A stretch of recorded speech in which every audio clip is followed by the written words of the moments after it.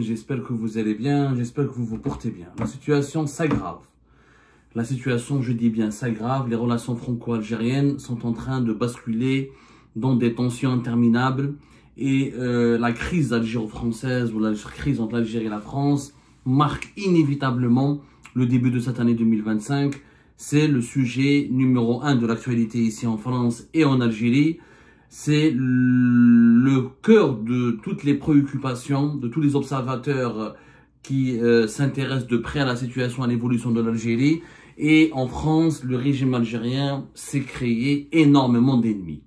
Une fois n'est pas coutume, c'est Emmanuel Macron qui depuis 2021-2022, voire observe une certaine, a tout fait en tout cas, il observe une certaine amabilité. Il a fait preuve d'une certaine amabilité, d'une certaine amitié à l'égard du régime algérien, notamment à l'égard d'Abdelmadjid Tebboune. Emmanuel Macron qui a tout fait pour se réconcilier avec l'Algérie, pour avoir de bonnes relations avec l'Algérie, il a multiplié les cadeaux, la reconnaissance de certains faits historiques liés au colonialisme, en dépit du poids politique important des nostalgiques de l'Algérie française ici en France, en dépit de la percée de l'extrême droite. Il est parti à Alger en août 2022 pour une visite très importante qui a été ponctuée par une déclaration d'amitié, de partenariat renouvelé et stratégique. Il y a eu des annonces, il y a une véritable amitié qui s'était créée entre Abdelmadjid Tebboune et Emmanuel Macron, de la chaleur humaine. Mais depuis que la France a reconnu la souveraineté du Maroc sur le Sahara occidental, les relations entre les deux États, entre l'Algérie et la France, se déroulent et se détériorent et se passent très très mal et ne cessent de se dégrader. Mais aujourd'hui, le 6 janvier 2024, Emmanuel Macron a brisé le silence. Il s'est attaqué directement au régime algérien. Il a même accusé le régime algérien de se déshonorer. Le mot a été utilisé, c'est un mot très très dur, se déshonorer. C'est ce que Emmanuel Macron a déclaré aujourd'hui, le 6 janvier 2025. Il y avait donc une réunion qui a été organisée à l'Élysée par la présidence française, par le chef de l'État français. C'est une réunion qui a regroupé l'ensemble des ambassadeurs et des diplomates français. Une réunion qui s'est déroulée donc aujourd'hui. L'AFP, l'agence France Presse, c'est elle qui a rapporté ses propos. C'est une réunion avec les ambassadeurs français. Donc Emmanuel Macron s'est exprimé sur la détention polémique de l'écrivain franco-algérien Boualem Sansal en Algérie. Et les mots utilisés par Macron sont très très durs. Donc Emmanuel Macron a regroupé, a réuni l'ensemble des ambassadeurs français en poste à travers le monde. La France dispose avec les États-Unis d'Amérique, la Russie et la Chine parmi les réseaux consulaires et réseaux diplomatiques les plus importants à travers la planète.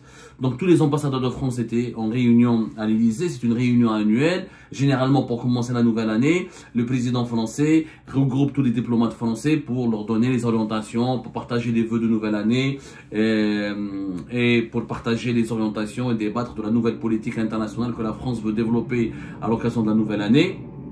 Alors, qu'est-ce qu'il a dit Emmanuel Macron?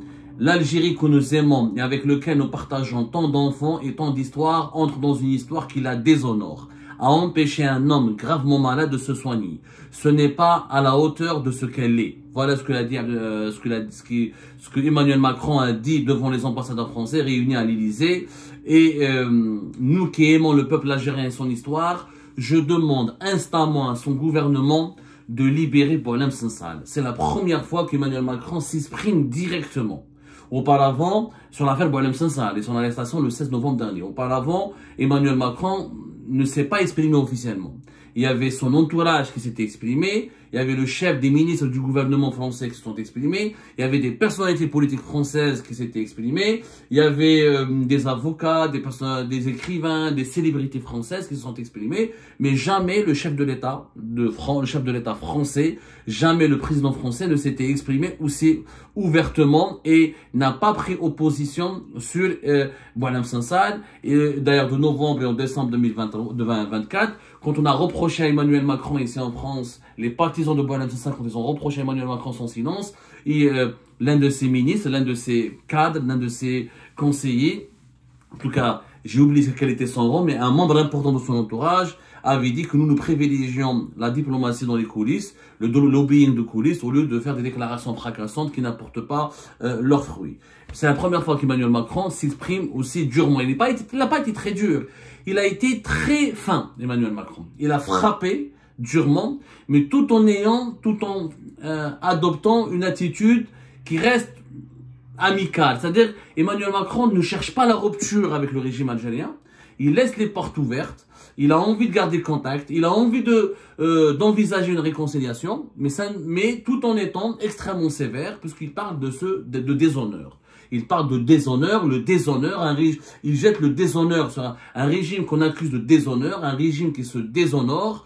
Lui, il a dit l'Algérie se déshonore, il n'a pas parlé de régime algérien, mais il vise pas le peuple, c'est très bien, tout le monde sait qu'en Algérie, c'est pas le peuple qui décide, c'est pas une démocratie. Les dirigeants actuels ont été élus par une minorité d'Algériennes et d'Algériens dans des circonstances extrêmement scandaleuses et peu démocratiques, pour ne pas dire absolument non démocratiques. Quand Emmanuel Macron parle de l'Algérie, il parle du régime algérien, il parle du système. Le système se déshonore. Cette déclaration d'Emmanuel Macron intervient 24 heures après une déclaration du chef de la diplomatie française. Je dis bien le chef de la diplomatie française, qui parle M. Jean-Noël Barrot. Jean-Noël Barrot, lui, c'était hier le 5 janvier 2025. Dans un entretien accordé à 4 médias français qui sont Le Figaro, Public Sénat, c'est la chaîne parlementaire française, M6 et RTL, Jean-Noël Barrot a expliqué que l'État français aujourd'hui, il a des doutes sur la volonté des dirigeants algériens de respecter la feuille de route des relations bilatérales franco-algériennes. Voilà ce qu'il a dit plus précisément. Nous avons en 2022 rédigé une feuille de route. Nous tenons à ce qu'elle puisse être suivie. Feuille de route, c'est le fameux accord qui a été signé par Abdelmajid Tebboune en août 2022 avec Emmanuel Macron. C'est une déclaration de partenariat, si vous vous rappelez bien, lors de la visite de Emmanuel Macron. Voilà, on va essayer de la retrouver. Déclaration de partenariat, l'intitulé exact, Macron-Tebboune, août 2022. C'est la déclaration d'Alger pour un partenariat renouvelé entre la France et l'Algérie, qui a été signée le 27 août 2022 par Abdelmajid Tebboune et Emmanuel Macron, qui l'a signé. Il a signé ce document à la fin de son séjour à Alger, lorsqu'il était rentré d'Oran. Mais nous observons des postures, voilà ce que dit le chef de la diplomatie française, mais nous observons des postures, des décisions de la part des autorités algériennes qui nous permettent de douter de l'intention des Algériens de se tenir à cette feuille de route. Parce que pour tenir la feuille de route, il faut être deux. Il faut être deux. Visiblement, ce que dit donc Barrot, c'est que Jean-Noël Barrot, c'est qu'il n'y a plus de volonté de la part de l'Algérie de considérer la France comme un partenaire. La France, aujourd'hui, ne se sent plus le partenaire de l'Algérie. Donc nous sommes au bord de la rupture. À la différence des dirigeants algériens, à la différence des autorités algériennes, à la différence des médias algériens, les dirigeants français adoptent un ton calme, un ton qui n'est pas violent. Ils sont sévères, ils sont durs, mais ils ne sont pas dans la violence, dans le fracas, dans l'excès, dans l'insulte, dans l'injure, dans l'invectif. Ils essayent de garder leur sang-froid tout en essayant de comprendre ce qui se passe dans les problèmes algéro-français. Donc, quand la veille, le chef de la diplomatie française dit que nous avons des doutes sur les intentions des autorités algériennes. Nous avons des doutes, c'est-à-dire un échec sur la volonté des autorités algériennes à respecter ce que nous avons conclu dans la déclaration de août 2022. Et quand il dit que nous observons des postures, des décisions de la part des autorités algériennes qui nous permettent de douter de l'intention des Algériens de se tenir à cette feuille de route, parce que pour tenir la feuille de route, il faut être deux. Donc le couple n'existe plus. Le deux n'existe plus. Voilà ce qu'il a dit aussi le chef de la diplomatie française, comme le président de la République, très préoccupé par le fait que la demande de libération adressée par Boualem et ses avocats a été rejetée. Il est très préoccupé. Je suis préoccupé par son état de santé. La France est très attachée à la liberté d'expression, à la liberté d'opinion. Il considère que les raisons qui ont pu conduire les autorités algériennes à l'incarcérer Boualem Sansal ne sont pas valables. Donc c'est une première réaction qui est intervenue le 5 janvier. 24 heures plus tard, c'est le président Emmanuel Macron, président français, qui lui parle d'une Algérie qui se déshonore, d'un régime qui se déshonore. La charge, elle est lourde. Cela signifie quoi? Cela signifie qu'au départ, les Français ont tenté de négocier.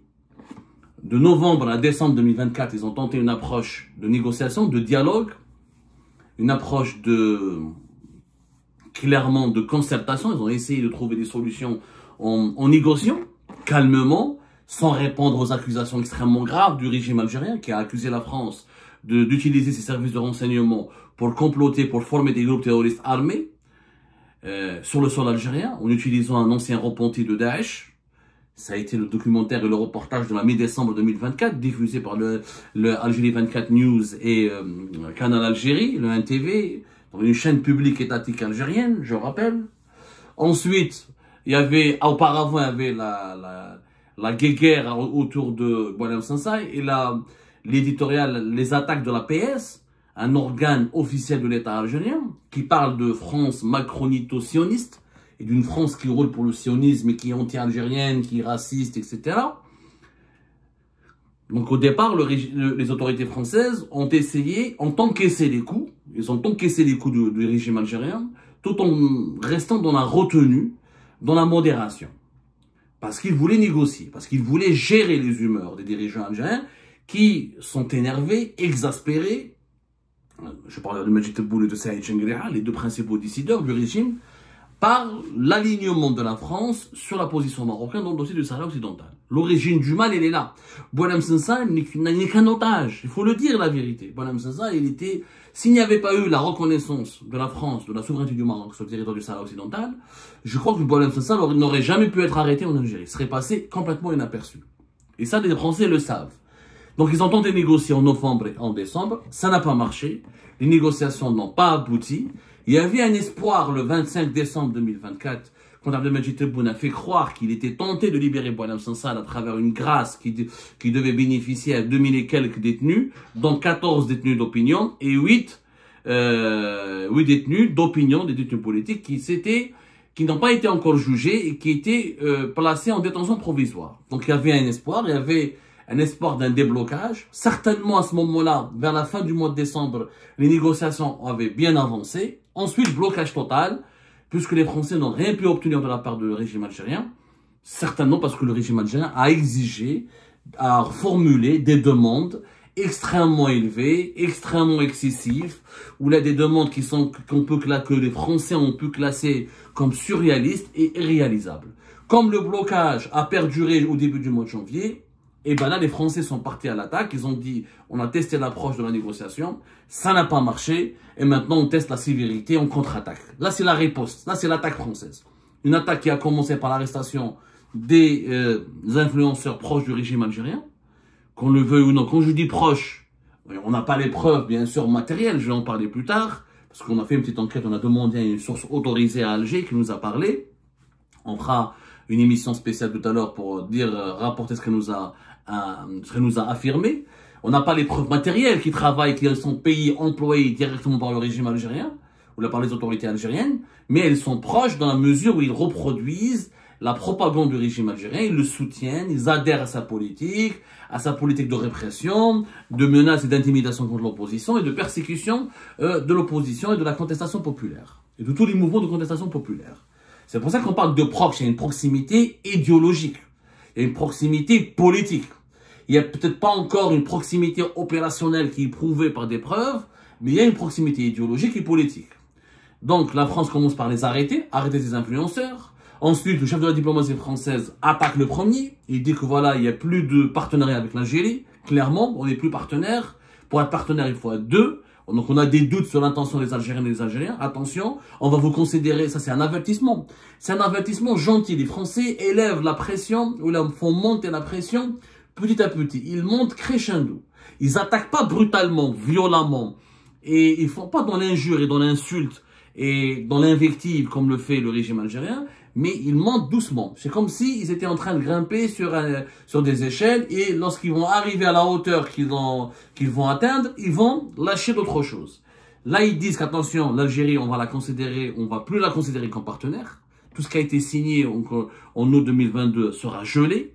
Quand un pays partenaire comme la France te considère comme, on l'a dit finalement, notre partenariat, on va l'enterrer.